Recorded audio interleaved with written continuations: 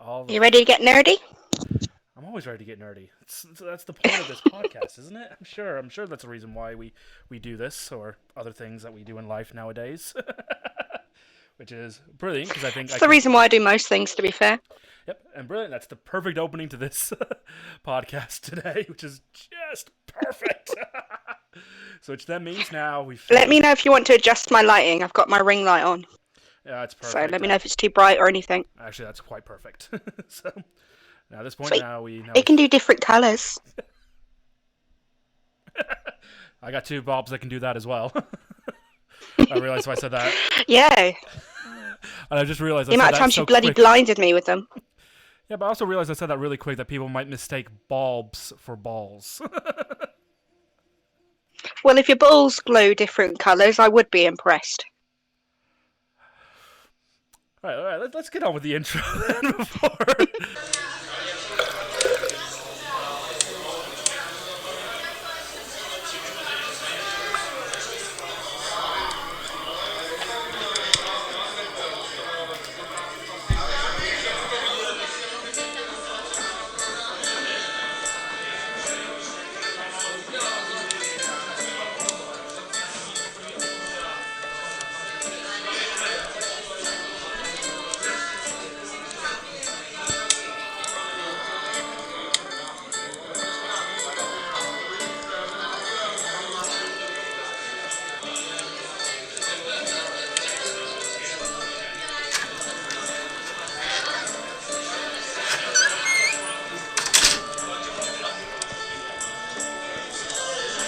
Welcome to my tavern. How can I help? We delve into too much. Fade to black, come back, and hello everybody. Welcome to this week's episodes of A Day in the Tavern. Wonderful podcast each week where we talk about nerdy shit. You know, that thing that everyone's getting into nowadays that, 10, 20 years ago people got beaten up over. But somehow everyone's a nerd now or a geek, and I can't quite make sense of that. But who cares? We're all nerds now. It's all a great and wonderful thing. This week, Made it cool. oh yeah, the nostalgia effect is always a good thing of it. But this week I am joined by my wonderfully good friend, Cara, fast member of the Crit Takers I am interviewing for this, what has generally been a very weird thing for me, interviewing 5 of my closest friends. But Yeah, it's not every day, is it? it's almost like those weird friendship interview that should have happened like when we all first met, but nope. We're doing it however many years after, and after playing D&D for last 2 freaking odd years, and this, that, and the other. Yeah, let's be honest though, when we first met, I think we were both a bit too smashed to have an interview. Yeah, definitely. I know I definitely met Tilly first out of the two of you. You met me twice, remember? Yes, I remember. I remember the first time I met you, before I had the great, glorious beard I have now. And then the second time you didn't recognise me and you thought I was mistaking you for Tilly, which is weird considering I'm married to the dude. Yeah. Yep. Like, I remember. fucking hope I ain't mistaking you for my fiance. Forgot Yep. what he looked like in the last 5 minutes. Yep. At a thy last drop gig, which was absolutely epic, and I think my feet was caning after that gig. I think I remember rightly. Oh man. Yeah, I went there with my mother-in-law and all. Fun times before. That's how I get down. Yep, before the dark times, the before times. Yes, how we Before the plague. Yes, how we so miss all of that and actually seeing people. Anyway, let's get down to what we are here to talk about. We're here to talk about nerdy things, more particularly the nerdy things that you absolutely love and adore, Cara. This is the prime of what today's thing is going to be about. And Well, I'm afraid I'm a bit of a one-track mind at the minute. I'm totally obsessed with Dragon Age. well, ain't nothing wrong with Dragon Age at all. I quite enjoy playing Dragon Age as well, and the story and lore behind the whole thing. As I was saying to Hannah last week, I've been kind of doing a run-through of Dragon Age Inquisition myself recently. And yeah, so, okay, well, let's start there then. What got you into Dragon Age then? Well, I got into Dragon Age in was it sixth form. Um, I had this best friend that we'd always been nerdy together. I mean, we'd have sleepovers where we'd binge watch Supernatural, played the Lara Croft games, the Pyramid Bra ones, Ah, um, yes.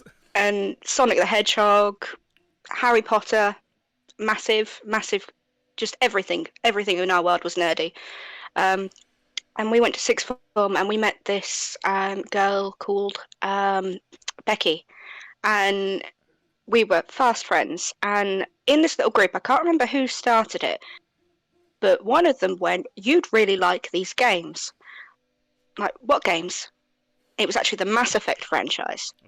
Ah. And they're like, "I reckon you'll like this character." So they started me off on them, and it was Thane I fell in love with. Oh, they had Garrus, I had Thane. Um, and they were like, "Well, if you like them, try these ones." And that was it. They were like, "Don't play the second one first, because that's the only one we had. That was the latest one at that point. Because if you play that one, you may not like the first one because there's no voice acting." And I was like, "I don't care. I remember the black and white Game Boy. Some of my favorite games are on there." Yeah, long before they started actually putting voice in games. The reason why Mm. a lot of gaming or protagonists don't have voices is still because of that. It's brilliant. But I kind of like that as well, because then they can have whatever voice you want. They're your character. Yeah, exactly. Um, but yeah, so I started playing Origins, fell in love with it, played Dragon Age 2. The gameplay's total fucking garbage, but the story is the best. Oh yes. And I've been obsessed ever since. Oh man, it is brilliant. And now with the confirmation of the next Dragon Age game coming out, I'm all up on that news. whenever, Don't get me whenever, started. oh, I will lose the entire hour just talking about Dragon Age when you got other things that somehow to fit into all of this. What do you think is like the biggest thing that pulled you into Dragon Age? Then, because like for me, it's always been like the plot hooks and the fact that I have an unhealthy obsession with dragons as well. And it's Me just too. like Dragon Age. It's like, oh yeah, I'm playing that game. um, I'm half Welsh. Any dragon's a good dragon, you know. Too many jokes, not enough time. Yeah. It's all right. One of my favorite Pokemon's a Wooloo, so you got that. Oh, one of the show. It doesn't work because you're female. Not to be the weird sexist point on that point. It is the male Welsh who tend to get the stick in the mud on that one with. I got a strap. What are you talking about? Uh, Not even 10 minutes in, and it's already gone downhill, ladies and gentlemen. Don't you just love it? At the point, anyone who's ever watched our Crit Takers D&D show, you will understand that Cara's usually the one who tends to break me within 5 minutes of the game starting. even Well, you might as well start where you went to finish.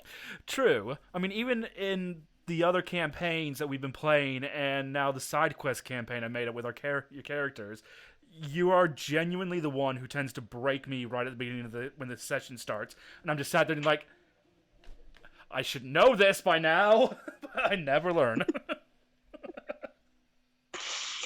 Well, I'm surprised it's still so easy to do, to be quite honest, because it's not like I've changed. It's not gone up a caliber. It's just filth. True. I think it's still just my mentality of I'm sure this campaign will get serious at some point, and then in comes Danita. I went to this 9 hells and never got laid. A lot of people go to the 9 hells and don't get laid because they're dead. At least that's how I put it. I didn't want to be the standard sort of broody rogue who's like sneaky and super serious and so much edge you're going to cut yourself on him, you know? Yeah, 'cause that's too So much. instead, I'm the lovable drunken whore. I mean, which it's even funnier, which most people don't know, is that's not how Danita genuinely started out. As No. at the beginning, she was completely different, and then one white dragonborn later, and everything changed. Yeah. Well, it was my first D&D experience ever, this campaign. I mean, I'd seen like Critical Role, who hasn't? But I'd never played it before. So I went in with a rogue because that's my favourite in Dragon Age 2, I believe. I went for the halfling because I'm short and everyone calls me a hobbit anyway.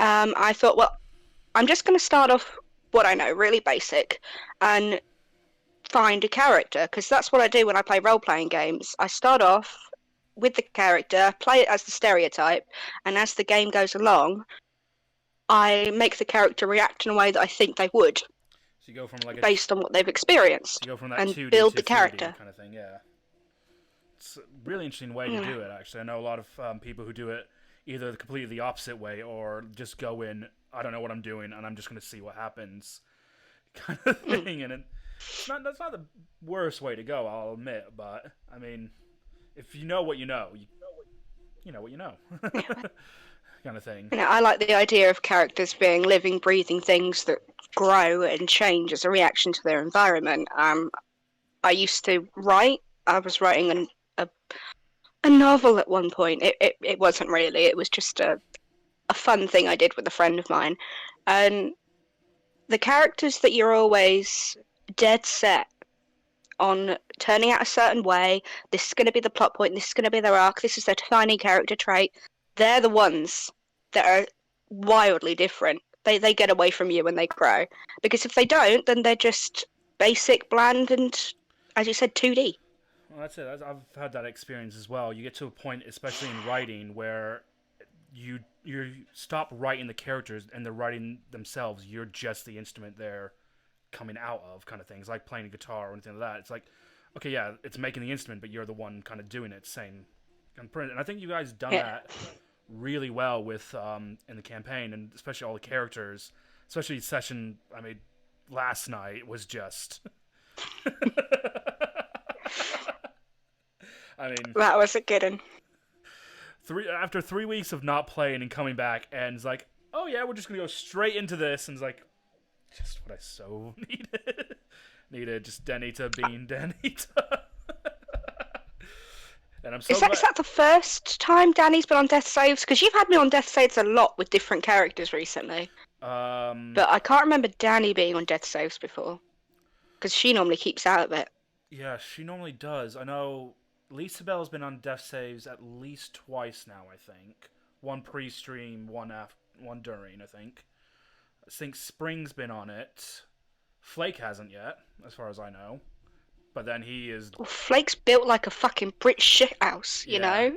Heimdall hasn't, but Tilly's other two characters, Vang and Petal, both have been on death saves. And let's not forget his David Bowie creepy bard ripoff that we murdered in that session. Yeah, but I specifically said that so you guys didn't put him on death saves, you just killed him out. Exactly, just killed him. I mean, I just feel like it has to be brought up because that's got to be my favourite fucking thing from this campaign ever.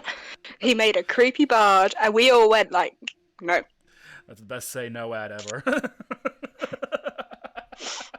Consent is key, and I know like technically it wasn't a breach of consent, but it was pretty, like, some of the things that they do in that what's it, I'm blanking the name,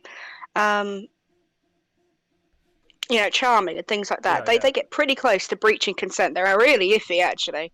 Well, that's kind of the one thing, and I always kind of find it weird when like people try to bring that up, but it's just like, well, fantasy does have a dark side to it, and unfortunately, things like that are the dark side of it. I mean, hell, there's the first parts of the Caribbean film actually gets away with saying the word rape right at the beginning of the film, if you're clever enough to actually sit and listen to it. But it's like, yeah, there are dark things out there. You can't just be like, oh, well, we're just going to play this fantasy game and we're not going to talk about the darker stuff. And it's just like... Oh, it totally should be. I think fantasy is a reflection of reality in a world where the rules are different. And like dark fantasy, Dragon Age is a dark fantasy game. There's rape in that game, there's murder, there's all sorts of shenanigans that go on. Have you ever played Origins? Yes, I think that was actually the first one I played was Origins.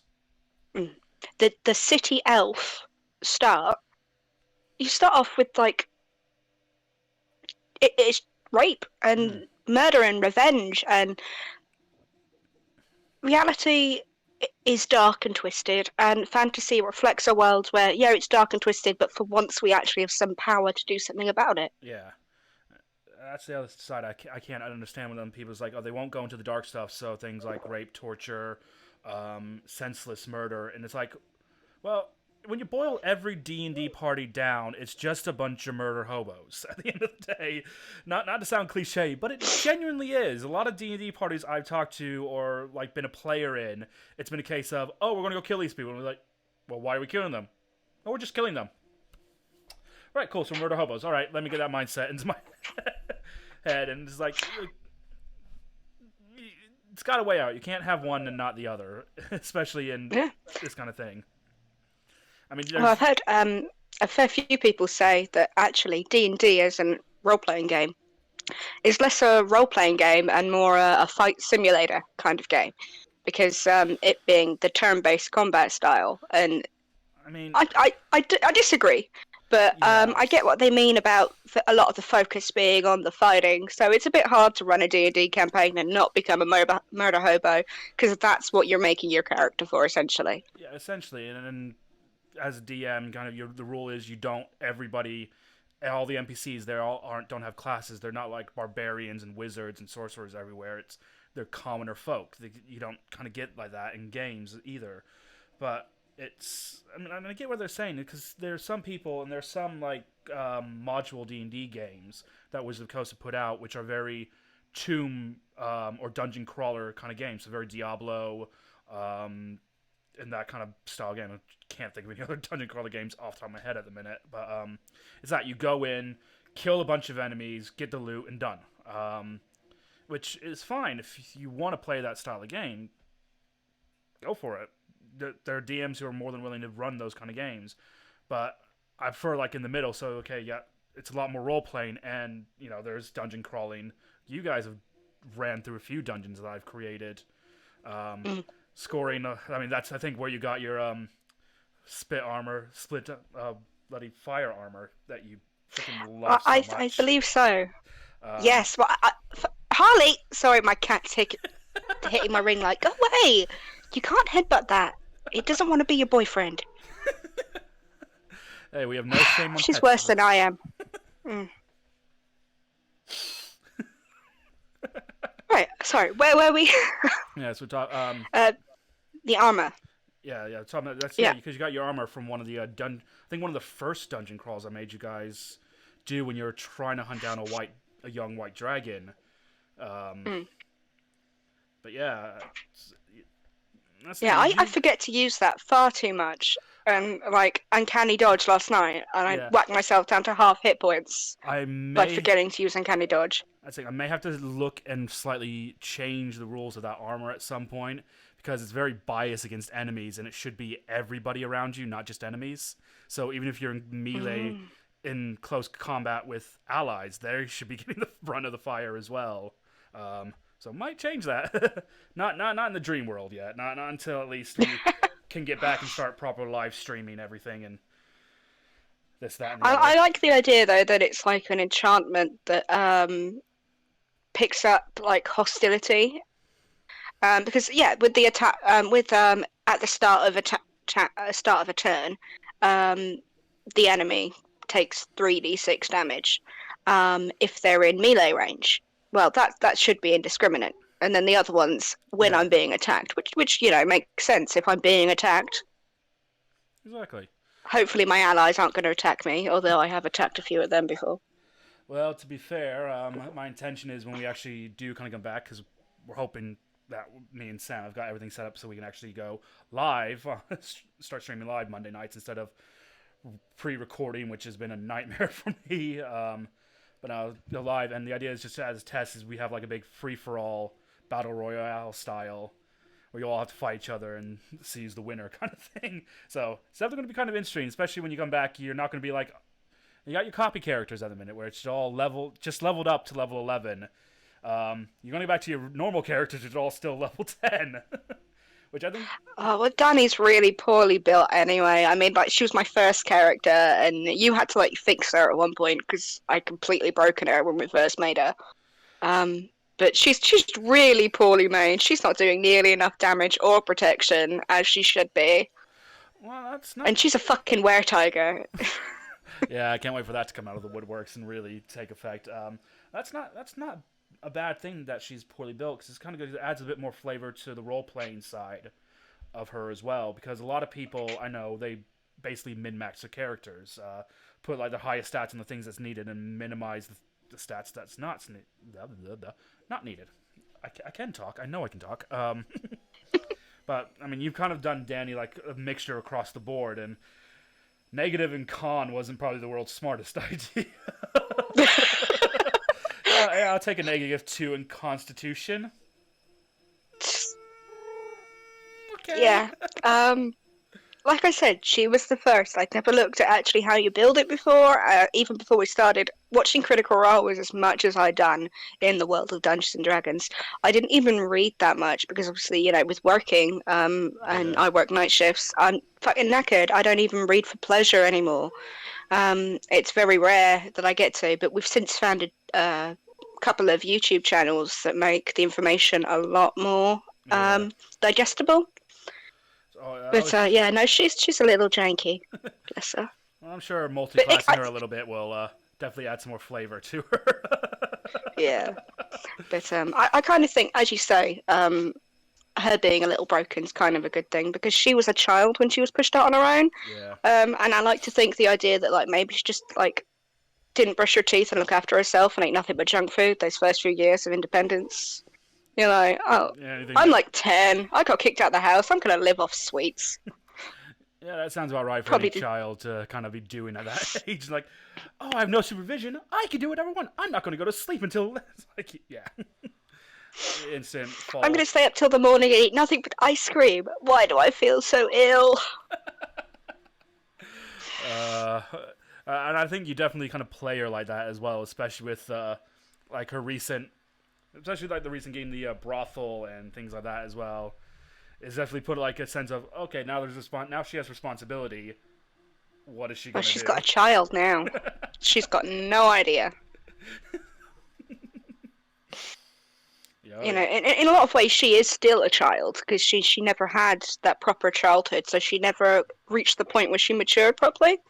So now she's a child with a child and a brothel, and she's very much sort of like, okay, I'm gonna have to stop being such a reckless bitch.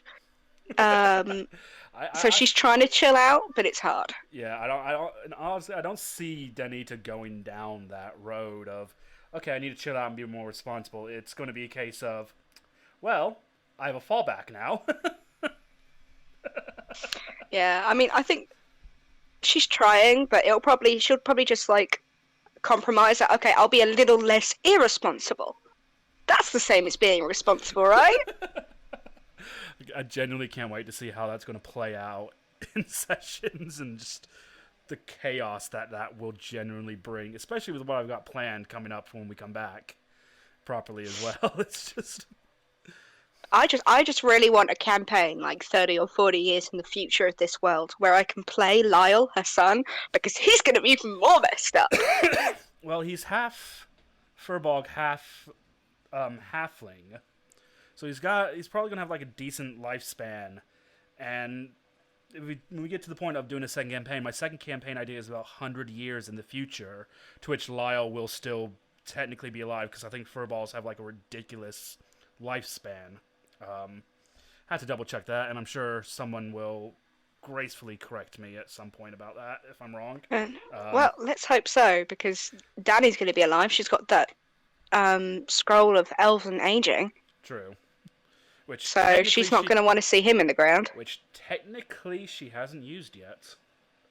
She hasn't used it yet. She's using it on their wedding night, which, as you pointed out in Hannah's one, which I watched before doing this, they haven't technically got married yet. They just tell everyone they're married. Yeah, exactly. I think it's because, and I've talked to Neil about this, like outside the game, that which like, okay, yeah, we might have to do a special like one-shot session of the wedding and things like the other. But it's like I have plans for what I can do with that. So when we do, we're all dressing up formally, and I'm making a wedding cake. Oh yeah, don't get me wrong. I'm putting on a suit, tie, and everything for it. I say I dress Yeah, up as a we reverend, will eat but good. I say I'll dress up as a reverend, but I feel like I'll burst into fire if I actually put on a reverend's clothing. Yeah.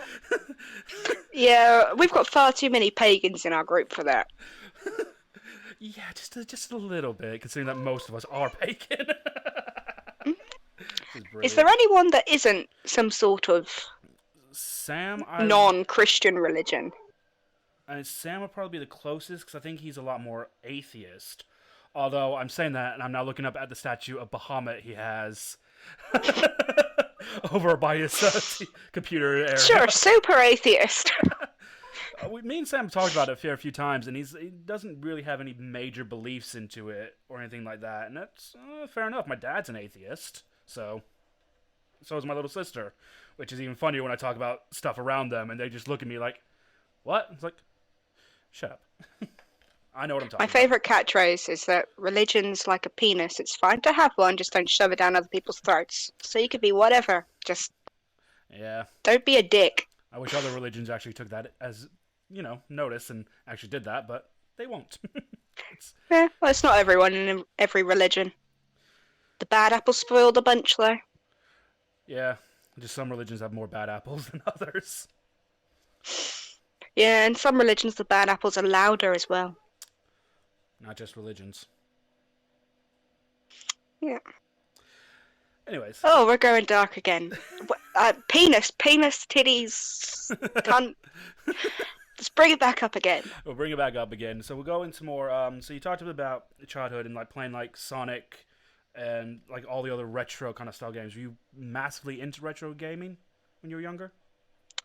Well, it was a little bit of a difficult relationship. Being a girl, and at that time, as you said, it wasn't cool to be nerdy. Yeah. And I lived in a household where nerdiness was discouraged in the fact that my parents didn't really understand it. Like watching anime, I remember my dad saying once, "Turn off that American animated crap. You don't quite know what I'm watching, do you? This is Japanese. American? It's yeah." Um, and video games. I had video games, and we played them. But it was discouraged. There came to a point as well, particularly in sort of my teenage years, where if I was seen playing a video game, I got a bollocking. And mainly that was because I was using it as escapism, Yeah. and But at the same time, just it's just, I could have, I could have been a drug addict or whatever, or going out and disappearing all day like other teenagers at my high school. But no, instead I sat in and played video games. Yeah, the smart thing to do. Yeah. I mean, that's such a weird culture norm that's changed again with the whole thing. Like a lot of geek and nerd fandoms kind of becoming big and popular nowadays. It's become more socially acceptable for women to be into this kind of stuff, which shame that it's taken this long to get to that kind of state. Well, we're not even really there yet. I mean, the amount of times that I've not mentioned the things that I'm into, and it's not just in geek stuff, it's in music as well, liking metal, which is why I don't tend to say that I like metal. I just like all music.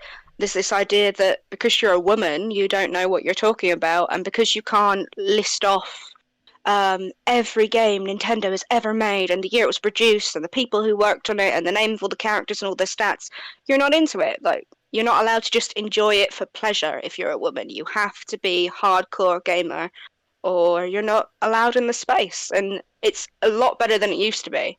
But there are still those spaces where you get the feeling like, oh, I'm just gonna walk out.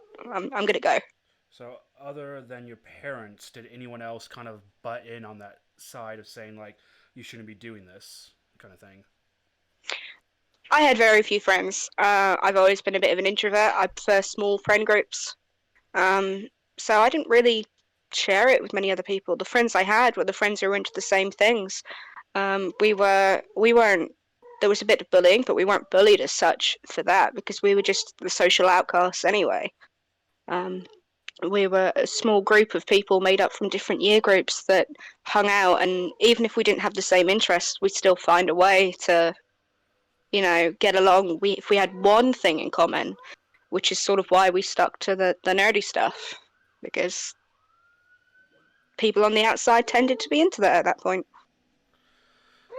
I always find it weird when like people talk about that kind of stuff because I think almost everyone at our table is probably some form of way of product of bullying or in that kind of space where you're seen as an easy target.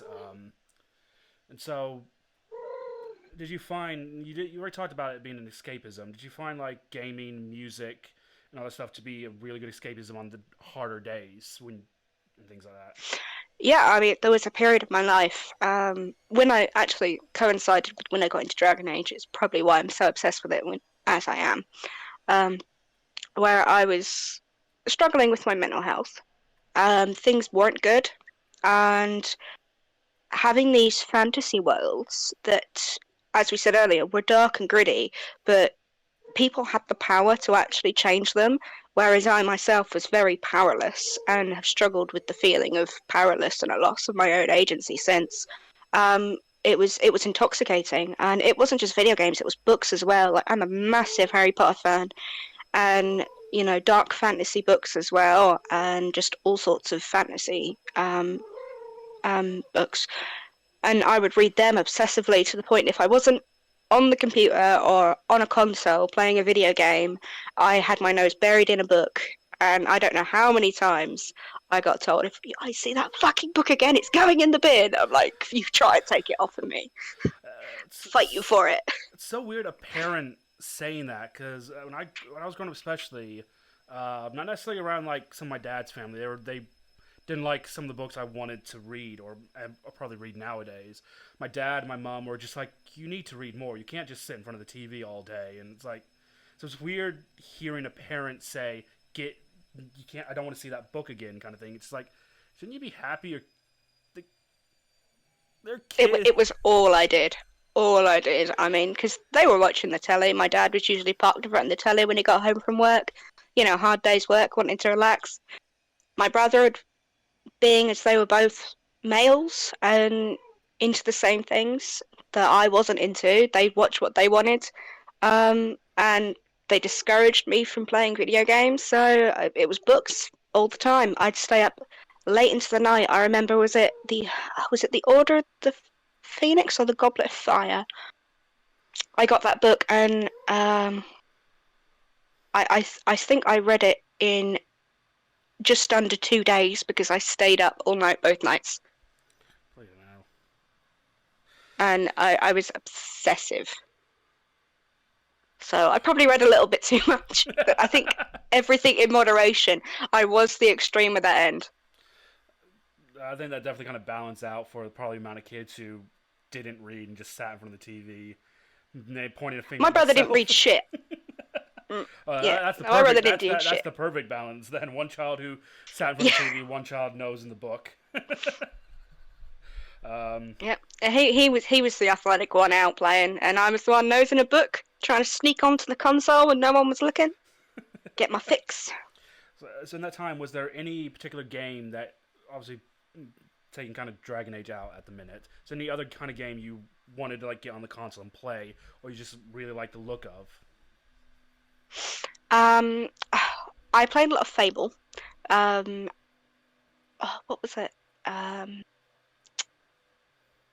What franchise was it? There was one franchise that I've never been able to get into that I really wanted to, but I simply just didn't have the game and didn't know anyone I could borrow off of, because that's how I originally played the Mass Effect games. I borrowed them off of a friend and played them through, and then eventually convinced my parents to let me have a copy, which then they soon regretted. But what was it?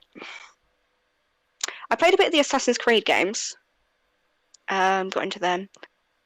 I think it was Final Fantasy. I really wanted to play Final Fantasy, but there's so many of them that I don't have the time to go down that rabbit hole.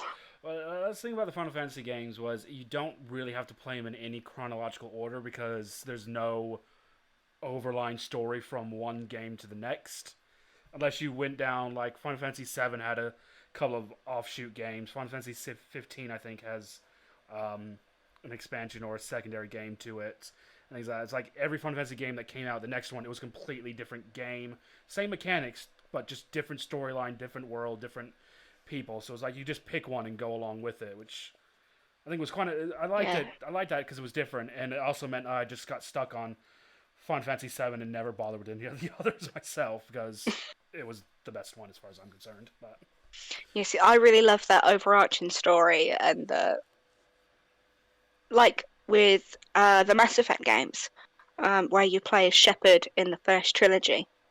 And I think that's probably one of the many reasons why Andromeda didn't do so well, because there was no longer a Shepard, yeah, and everyone was so invested in Shepard that they had to see what happened to their character next. Yes, and then there was the face glitches as well, and a bunch of other problems. But personally, I really liked Andromeda. uh, probably one of the few who genuinely liked Andromeda for whatever reason. Um, I can't talk. Yeah. I didn't get into the Mass Effects games myself, so I can't really talk on that front. Wasn't in my line of games that I wanted to play. Too much of a Star Wars buff to try and sully any other sci-fi stuff. I tell you what, that is the one thing that was really encouraged in me when I was young was sci-fi. My dad was massive into Star Trek, and so am I as a result. We all watched Star Wars as well, but Star Trek was the thing he started in me. He would, even growing up from a wee little tot, he'd watch the original series. And originally I was like, I know, this is boring, this is dad stuff. And then I got a little bit older and he for some reason stopped watching it. And I was like, where is it? Where are those funny people in those funny uniforms? And where's the guy with the pointy ears that's always really angry or horny? So I started watching it myself, and my first ever crush on someone was on Bones, DeForest Kelly's McCoy. He was a wrinkly arsehole man then. I was Something wrong with me. So I was genuinely waiting for the Sir Patrick Stewart as Jean-Luc Picard in the New Generation moment there, and then you just went completely the other direction. No, that was later. We're talking original series. One of my favorite Christmases was when I got the first two seasons on a collector's edition of the original series. The original series, so the William Shatner, don't go out there. It's dangerous, deep space. Pause. Yeah, I really want to play the Shatner game at some point. You know, where someone yells Shatner and you've got to overreact, whatever you're doing while drunk out on a night.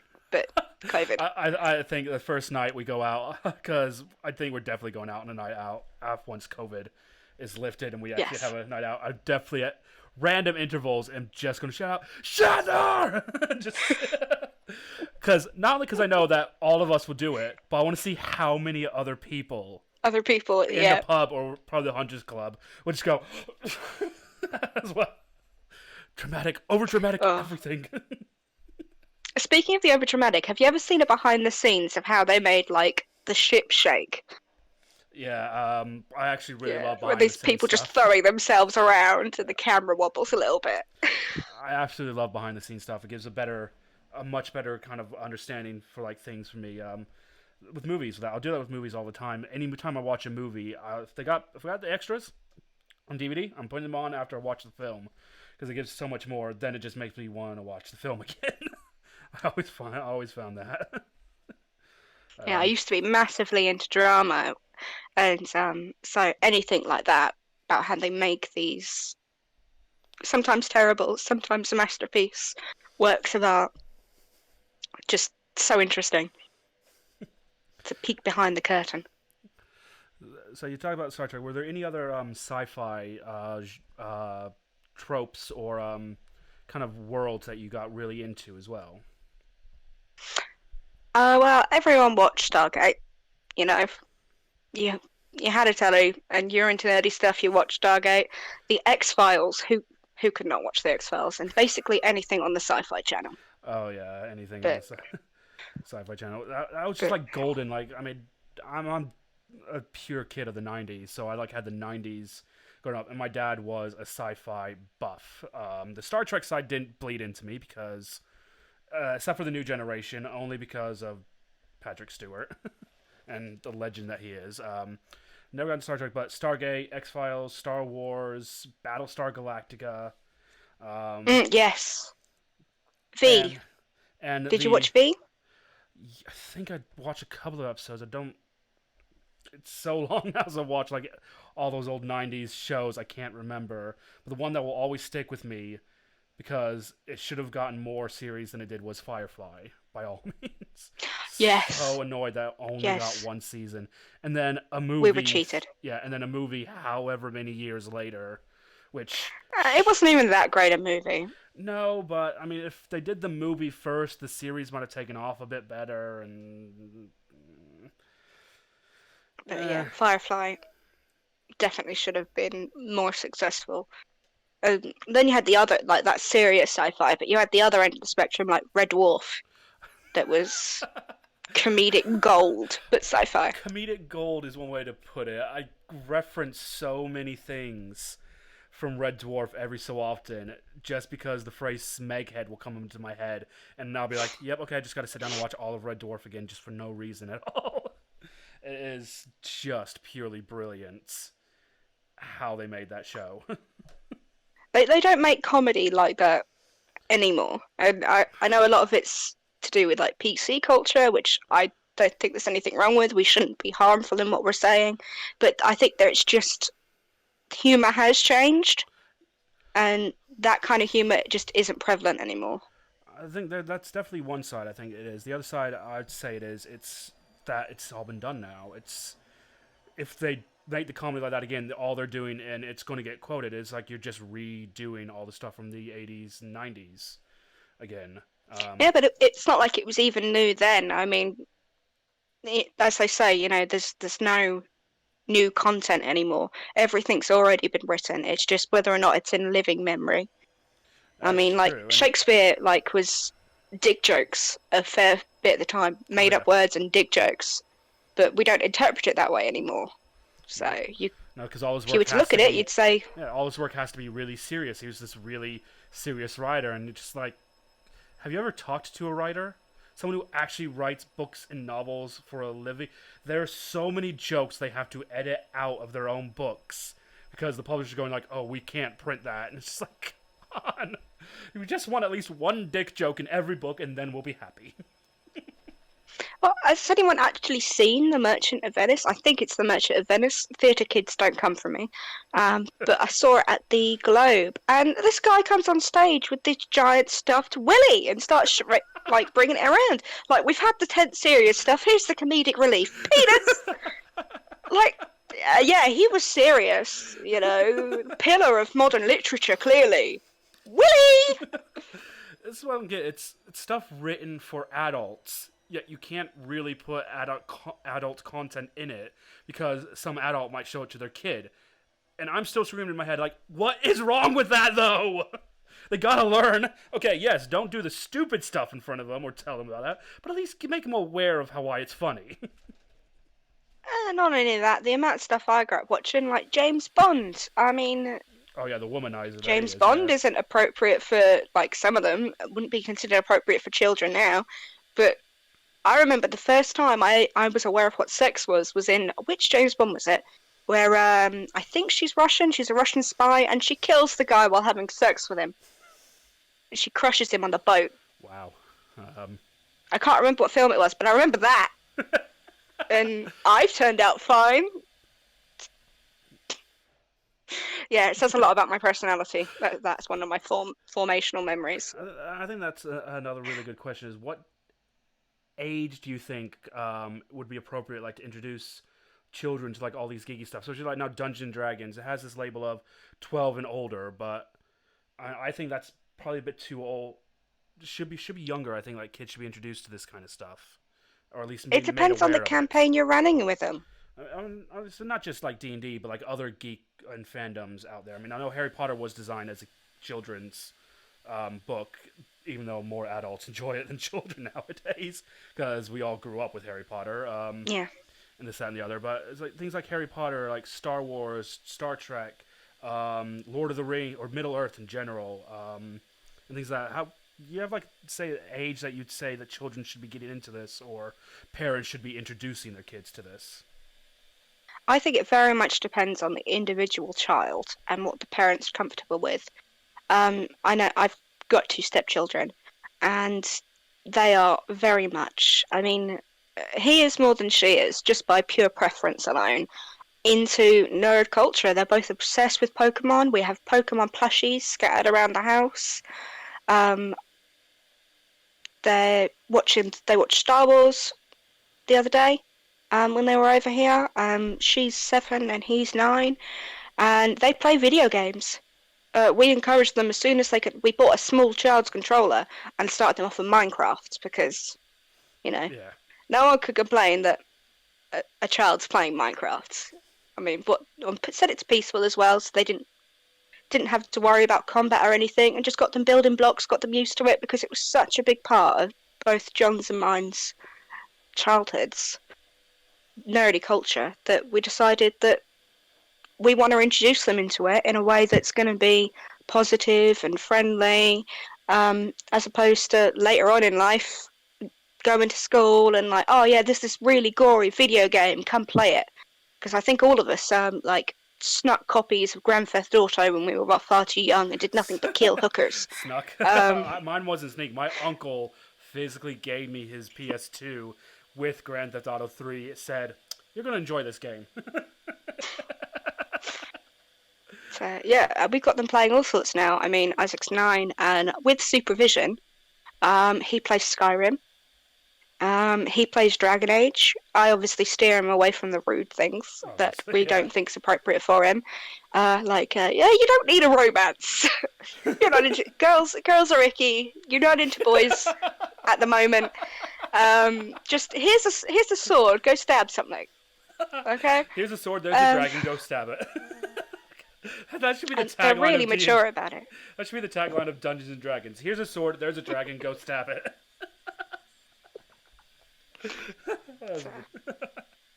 Yeah, and they're into the old retro games as well. Isaac's playing all the Legend of Zeldas. They play Sonic. You know, just See, that's something. why not share the love? That's something I think a lot of like gamer, geeky parents need to do with their kids, and not just like, oh yeah, here's like the games, the newer games. You need to play this. Like, no, take them back to the old Mario, Sonic games, the old Zelda games, the first Pokemon games.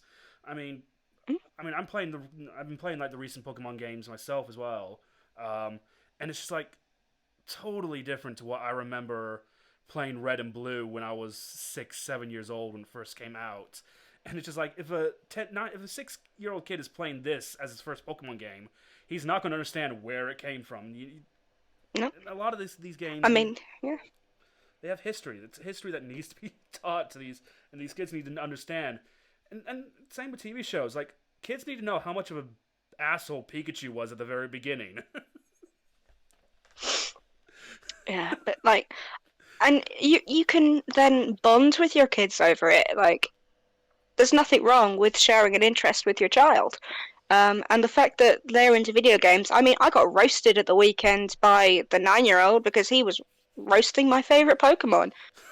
You know, he was bringing all the shade towards Bulbasaur, and I wasn't having it. You know, Oh and no, you're he not got one of his those dad by Bulbasaur saying Gen people. 2 was the worst.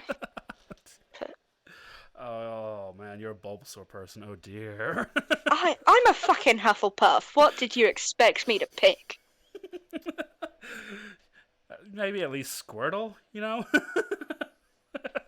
Bulbasaur, okay. Now, I've had this argument with Isaac at the weekend.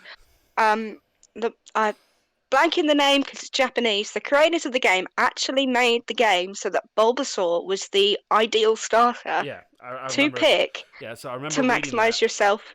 Yeah. Yeah, So and it's the first time. Bulbasaur is canon the best, So and people hate. yes, I agree. I saw that as well. I read the information when I first got the game as well. My dad read it and said, "Oh, you want to pick the grass Pokemon, the Bulbasaur? That'll be their best Pokemon to start." So I played it through. Got up to, I can't remember how far I got into it, and I realized I just didn't want to do it. Restarted the game, picked Charmander, and blasted my way through it. The hardest.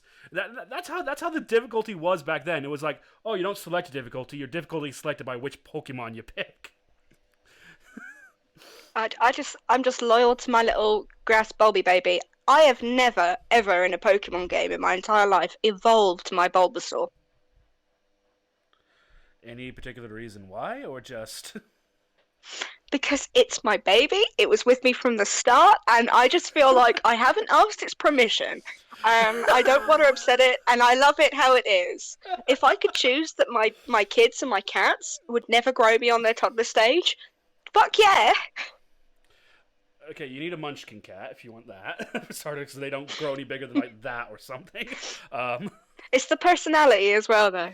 But I'm mad on my Bulbasaur. I mean, I'd happily have an Ivysaur or a Venusaur, but I'm not evolving my Bulbasaur. If I have two Bulbasaurs, one of them will get evolved, and unfortunately, it'll be the one that's more of a dick. So just how it happens. So we're talking about this in a game before they kind of gave Pokemon in-game emotions and feelings and things like that. Oh, humans are pack animals. We will imprint with anything. If people can form loving relationships with their Roombas, I can decide whether that hunk of pixels is a dick or not. Fair enough. I'm not going to argue on that one because I've seen those same stories and I just wonder why. But, I mean, yeah, this is a Pokemon. This is a nostalgic game for me as well. I grew up. It was like my main game when I was growing up as a kid. I got obsessed with Pokemon when it first came out and I first discovered it. I mean, I've even got a fucking Dragonite tattooed on my belly, for fuck's sake. So, yeah, I get it. Pokemon is apparently the largest franchise in the world in history. Yeah, that genuinely doesn't. Bigger than Disney. Yeah, that genuinely doesn't surprise me. It's probably why Disney wants to buy it. Just like it buys everything else. Yeah. It's going to end up like, have you seen WALL-E? It's by and large. Disney is by and large. Yeah. It's not even thinly veiled anymore. Oh no, it's not. It's It might as well have mouse ears, by and large. It's funny, but yeah. Funny and true all at the same time. It would be funny if it wasn't so painful. Yeah, but unfortunately, all we have to do now in our life is just get on with it as we do every day. And which is why we have escapism. Yay! Yes, the best thing in the world, ladies and gentlemen, always will be. Disney is a company that is essentially the man that makes money by selling escapist fantasies where people stick it to the man, to the people. The irony in that is just so brilliant, but you do have to give Disney the props that they have just done it and pulled the wool over everyone's eyes so well. And even those who see beyond it, we still buy into it because, well, we like this shit. Where else are we going to get it from? True. I mean, there's only a few other companies we can get it from properly, and it's only more expensive. Yeah. I mean, let's be honest, though, these trying times that they are, escapism is more than ever important, particularly things like video games. I mean, we were talking earlier about video games now becoming popular. I think the modern world has a lot to do about that.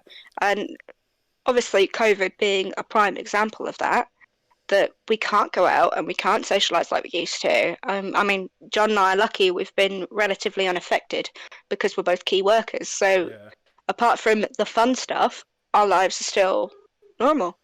But even before COVID, you know, with work and it's so much harder to get by these days financially for the working class that treat yourself to a console and play video games because you may not be able to afford to go out every weekend because you're busy making rent. Yep. But you'll be able to play online with your mates for an hour, get some beers in, all play together. Yep. That's all the best we can hope for nowadays. Well, not unfortunately. It's quite nice actually. This is why I like our Monday sessions. It's just like 3-4 hours or 2 hours or however long we're sat playing that we just escape into this world I've created and just let mayhem fly, as it were. And it's a lot more draining now than it used to be with COVID, but it's still like the thing you look forward to all week. I mean, I don't know about you, but doing it via a call with my mental processing issues that I've got makes it really hard to role play and follow conversation, and then there's the technical difficulties. But even with all that, it has such a important role in our lives and our sense of community and our friendship Yeah. that even though it's harder and it's less convenient, we're still all like jonesing at the bit, like I need my fix. Doesn't matter how you get. I just need. Mm. To that meme, I was like, yeah, any more of those D&D sessions? Right, so we're coming up to an hour point now, so I'm gonna now hit you with these wonderful 10 questions I've come up with. Oh, okay. I have hit them put them against everyone else. They've given their answers, and these questions like if you ever used to watch Inside the Actor Studio with James Lipton, he used to sit down with the celebrities and there's this little questionnaire he used to ask them about different words and sounds. It's something like that, but this is all based on geeky and nerdy stuff. Because Okay, I didn't watch the end of the videos of the others, so I haven't seen this. right, good. So this will be a good surprise for you then. So. Oh, I should have watched it. Don't worry. Pop quiz. They're not bad. So the first question is, if you could be any other race than human, what would you be? Any other race than human? My gay brain says tiefling. Like horns. I could be horny and purple. Like, where do I sign up? Brilliant. That is brilliant. All right. Next one. What superpower would you most like? Oh. See, every time I get asked this question, it's a different answer. And I think the ability to probably the ability to like telekinesis, the ability to move matter with my mind. Simply because working in care, there are so many situations where it would be so much easier to look after people if I could just move them with my mind. No pain, no, discomfort with moving, which after you've had a hip operation, let's say, and I know that's like the most boring answer to that question possible, but It's the same I answer feel Hannah like I could do gave. so much good. Hannah, that was Oh, Hannah's is it? power from last week as well. Yeah, that's the one she wanted to be able to move things with mine. I did a follow-up question with her on that one and said, so would you have it done it so you could just do it mentally, so you wouldn't have to like move your hands, it would just automatically happen, or would you want to kind of do it like they do like the Force in Star Wars, like use their actual hands to like open doors and things like that? I'd want to do it like, in sci-fi films where they're using the computer interface that has no screen and they've got the gloves on and they're moving things around and manipulating things. Yeah. I'd like it to be like that. So you're not doing that, oh, yes, so much strain, and you're not just sitting there like Professor X, like concentrate, looking like you're about to shit yourself, But you could just sort of like, yep, do that, sort it. Right. A bit like Doctor Strange when he's doing his magic, that kind of hand movements. Yeah. If you could be a spellcaster, what kind would you be? Ooh,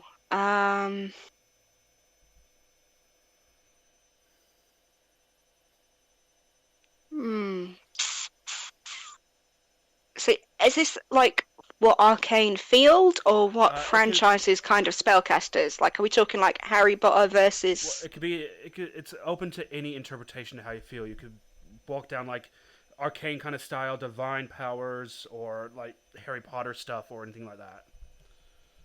It's open to I think I'd like to go. Yeah. I think I'd like to go like elemental, like control elements, kind of.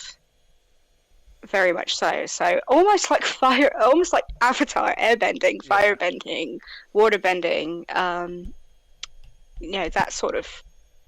But yeah, with magic, so you'd have a preset spell. Yeah. Like I like the Dragon Age, the elemental spells in Dragon Age, where you can have rock armor, or you can freeze someone, or you can make an entire place explode. All right. Next one. Real simple one. Jedi or Sith? Sith. Actually, no. Grey Jedi, if Oh, there's a third yes, Great option. Jedi are taking over. Uh, That's me, you, because purple Tilly, and lightsaber. Neil. That's literally me, you, But Tilly, Neil, and Hannah. All 5 of us have gone great. We go Grey Jedi. yeah. Sa- What? Sa- It just makes the most sense. But if it's just Jedi and Sith, then definitely the Sith, I know, because if you understand the franchise enough to know about the Grey Jedi, I'll allow Grey Jedi. But if you don't know what the Grey Jedi, no. But Sam's the only one out of the 6 of us who would go pure Sith. All of the rest of us are Grey Jedi. We'd walk down the middle, and I'm just like, yeah. I mean, the Jedi talk a good talk about bringing balance and harmony, but the Grey Jedi are the only one actually walking that line. oh yeah. All right, next one. Now, this is a really interesting one. I always love it. Like this, the answer is this one. Which superhero would you like to be the sidekick of? Oh, does it have to be a hero? No. So we could go super villain if you want to as well. I'd happily be Loki's bitch. Wait, isn't that already happening? Yeah. But like, I saw this thing. It was a thing on TikTok recently, where apparently the villain, that your favorite villain, is where you got your kinks from, and it's not wrong. It's brilliant. But if it had to be superhero, who'd be the most fun? Just Deadpool's an anti-hero. No, I'm just gonna stick with Loki. I mean, Yeah. Yeah. if that Dragonborn comes back, I'm switching sides anyway, so I might as well. Okay then. I'll keep that noted down for later. Marvel, Marvel or DC? Marvel. I don't mind DC, but Marvel. Yeah, all the way. If you had access to a time travel machine, what year would you visit first, or what period in history, or would you go to the future, kind of thing?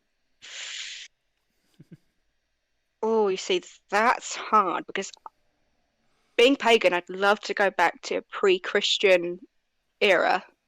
But at the same time, Mary Queen of Scots and Elizabeth the Great, that's the time period that I absolutely adore looking at things, like movies and films from, just because it was so complicated. But I would be burnt at the stake as a witch the first opportunity I opened my mouth. So it would have to be at some point pre-Christian Britain.